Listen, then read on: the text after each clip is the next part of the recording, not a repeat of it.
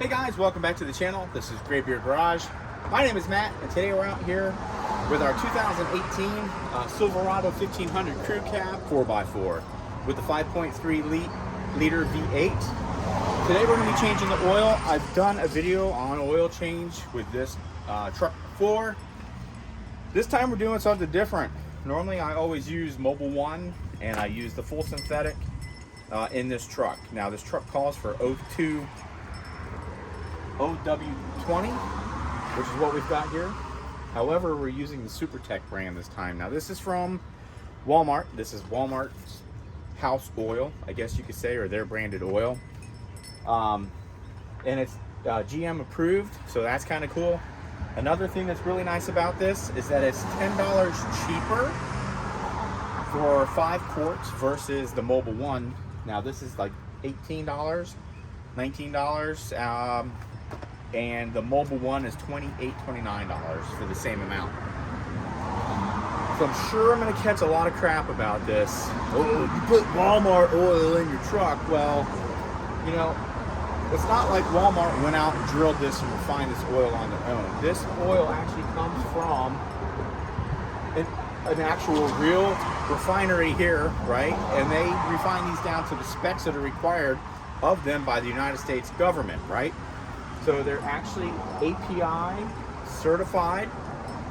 Same thing you would get in any other oil. I've watched a lot of videos on YouTube about this oil, and honestly, there's no difference, I would say, between this and anything else out there, because quite frankly, it's got the 10,000 miles between changes, just like the Mobil 1 does. It's full synthetic, just like the Mobil 1 is. It also has all the other additives in it that all the other oils have to meet the specifications required by the United States government. So we're going to try this out and see how it does. The OW20 is the recommended viscosity by the manufacturer, right? So this is what GM says you should use. A lot of people out here freaked out when I put in a heavier weight. The only thing the heavier weight is just a thicker viscosity oil, and what that does, right, is these thinner oils actually help reduce heat in the engine, right? So what that does is actually increases the MPG, or the miles per gallon, that you get out of these engines. Now if you go to a higher viscosity, it creates more friction because it has a thicker viscosity oil. The only thing you're losing is really your miles per gallon. Everyone's like, oh, it's designed for tolerances and this and that. The oil slips between and goes onto the cylinder walls just like anything else, guys. It's not like they make the piston rings a different size for OW20 versus 5W20. So that's a myth. Go read it, go do your own research and figure it out, right? We're not going to hurt anything, but in this instance we've gone with the OW20 just like the manufacturer suggests, because I want to use exactly what the manufacturer says in the SuperTech brand. And then at the end of the life cycle on this, I won't go to the full 10,000. I'll probably do 6,000 miles on this. We'll change it, and we're going to look at our oil plug, and we might even pull our filter and cut it open and see what we can find inside of it. And I'm going to be willing to guess we're not going to find any kind of metal in there. So I did go with a cheaper oil. However, I went with a much higher end filter, which is the Mobil 1 filter. So for this truck, it's the M1-212A, and that's what we'll be using today for this. I've always used Fram, but I always hear everyone poo-poo on Fram because they don't like Fram. So we're going to go with a higher end Mobil 1 oil filter with a cheaper oil. Let's see what happens, right? All right, guys, so come along for the ride today. We're going to drain this, refill her, and then we'll get going. And we'll take it down the road and see how things go for the next 6,000 miles. Come along for the ride. All right, guys, so what we're going to do is we're going to come in here and we're going to remove our cap. We'll take that out, get it out, and then we're going to go under the truck and we'll take our oil plug out, let it drain out, and then we'll put our plug back in and come back up in here and refill this thing with some oil. So let's get started. All right, guys, so here's our Mobil 1 filter We're gonna go ahead and just top that off with some oil, and then we'll drag it under the car. All right, guys, so we got our oil filter kind of pre-filled here. Got our little lip with some oil on it, that way we don't apply it dry. So we're gonna slide up under the truck here, drain this thing off, and get that installed. Well, I was hoping I could get this recorded under here, but anyway, here's the oil drain plug, and then here's our oil filter. As you can see, that is a Fram. It's the expensive Fram, but it's still a Fram. So we're gonna go ahead and get that opened up, and then we'll pull our oil filter off next. Now this particular drain plug is a 14 millimeter under here. So that's what we've got attached, and we're gonna go ahead and get that off right now. All right, well, I'll record and see how well it does, but I don't know. We'll see. I brought this board under here, thinking it might make things easier, but I started to think it might make things worse. So we'll see. Again, this is a 14 millimeter.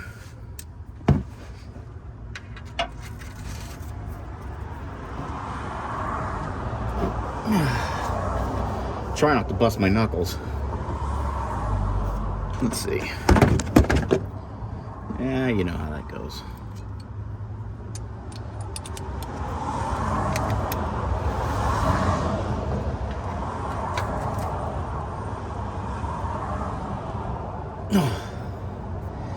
Good grief.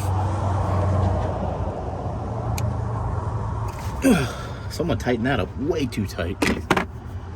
Man. All right. Let's go ahead and finish taking that off. Oh, I should have took my cap off at the engine. All right.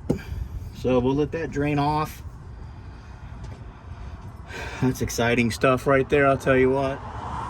Now as this drains, the stream's gonna move, so I'm gonna keep moving my pan, I hope. Hopefully this thing drains.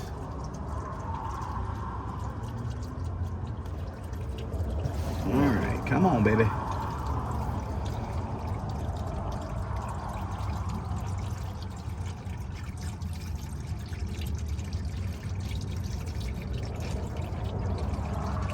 She's filling up.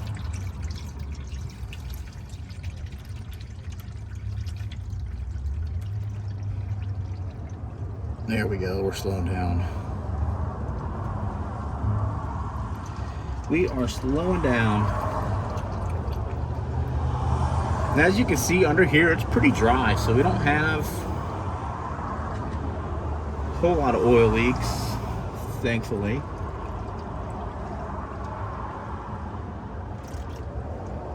Let's see if we can slide that over a little bit.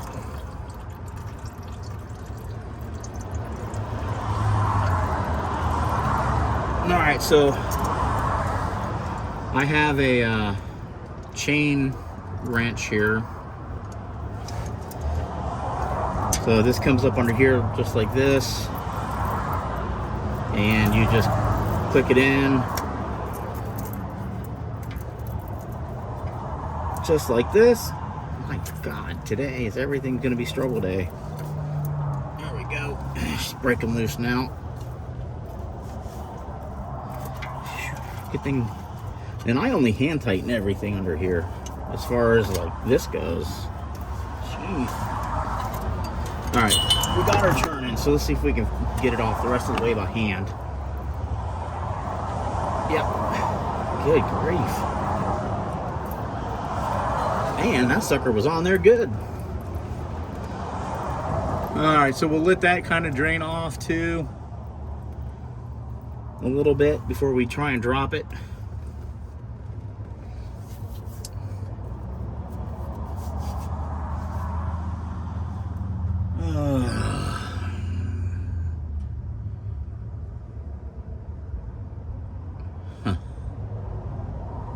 That's interesting. So this is a new transmission. And when these guys put the transmission in, you can't really see it, but when they put the transmission in, they marked the bolts to see if any of them were loosening up, which they aren't, so that's good news. Oddly enough, that's what happened with our Avalanche.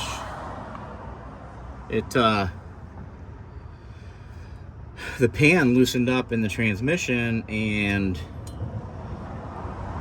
well, it killed the transmission. So that's going to be a whole nother video that we're going to do again, because that Avalanche is going in to get a new transmission rebuilt.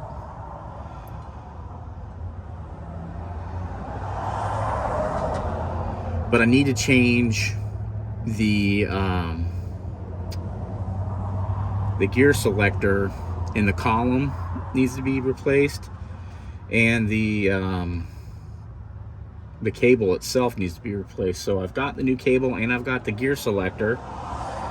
So that's going to be another project for us to do before that goes into the shop, because I really don't want to have to pay them to do that, because I'm sure they'll charge me another $1,000 just to do that. So it's already going to cost me like $4 grand to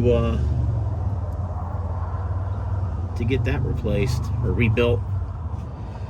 They'll rebuild the 4L60s and the 4L80s, but this is, I think, no, this is a 6-speed, so this is a 6L something. This is the newer transmission, but they don't rebuild these because they're garbage. And the rebuilds, they don't want to warranty the rebuilds. So, all right, so here's our drain plug that came out, and you can see there's no metal on it at all. So that's a great thing. That's something we always want to see is a clean drain plug come out. Now you can replace these every time you change your oil, or you can just be a knucklehead like me and just keep reusing it. Man, just don't tighten it down as much this time. All right. There we go. That should be good. All right. So now we're going to take this rag we got, and we're going to just try and clean up this oil filter area. So that's cleaned up. Now we're going to take our Mobile One filter. We're going to go ahead and get that up in here.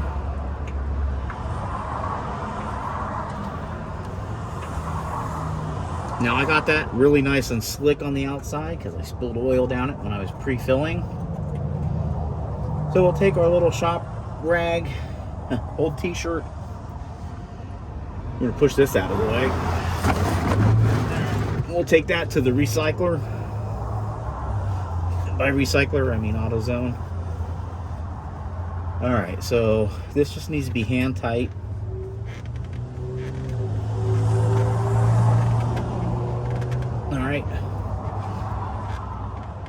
That should do it, nice and tight. And then I like to just come in here and clean up, you know, around the oil plug, clean off all that stuff, keep it clean. Yeah, I think we're good here. Oh yeah, it's plenty tight. Just clean that up a little more. Yep, that ain't going nowhere. All right, we are done under here. So now we're gonna go move back up to the top, and we will fill our oil from there, and we'll continue talking. See, nice and clean. All right, guys, so here we are in the engine bay, right? So we're gonna take our oil cap off here, set it to the side, and I don't know, I'm gonna try and figure out how to make this work. Try and set you guys up. See if we can make this work. Now, I believe this is 8 quarts of oil that this requires. So let me just double check that and we'll come back. All right, so yeah, Yeah, I am right. It is 8 quarts of oil. So we're gonna go ahead and start with this jug that's already open.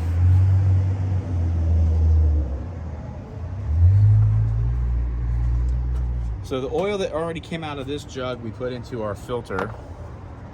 So we're just gonna go ahead now and start filling the engine back up. Because this has such a small spout, it takes a little longer to do, obviously, but it's fine. So we're gonna go ahead and get this full quart, or this full,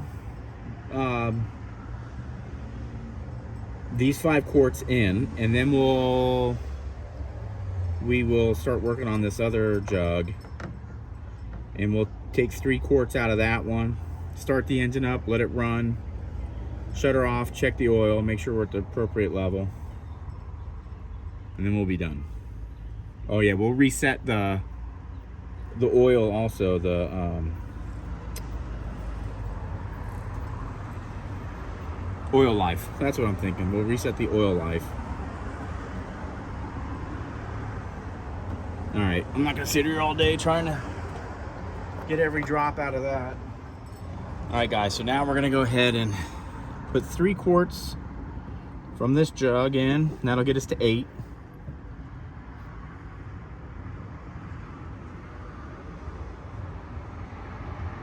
Let's see where we are. So we're just about at 1. So we gotta get emptied down to here.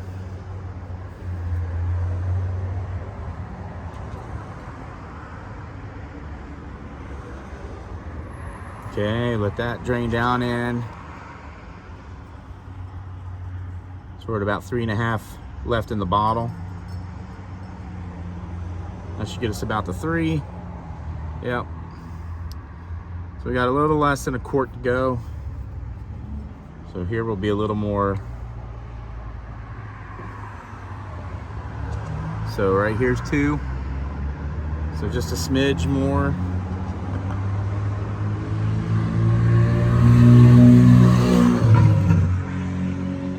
Just a smidge.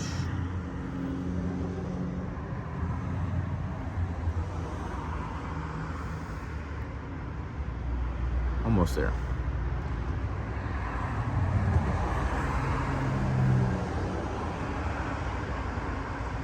Just about it. All right, a little bit more.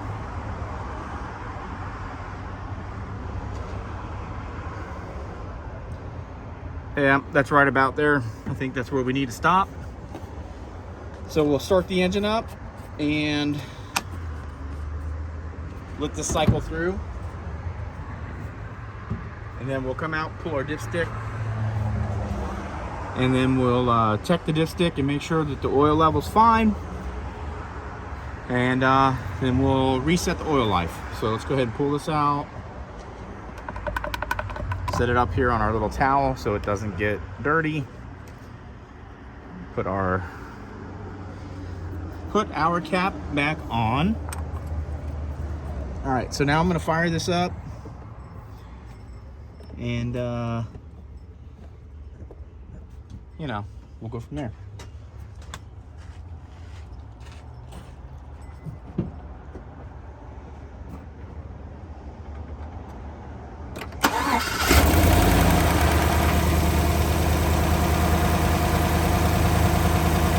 All right, guys, so we got the truck running. We're just gonna let it warm up a little bit, and then we'll check our oil.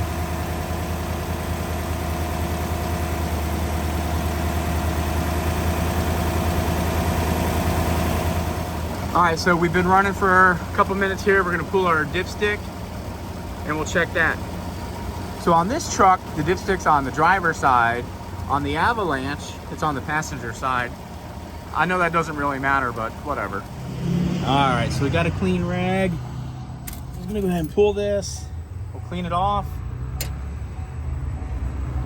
Put it back in.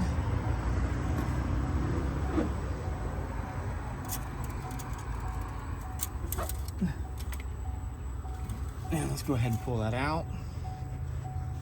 Let's see where we are.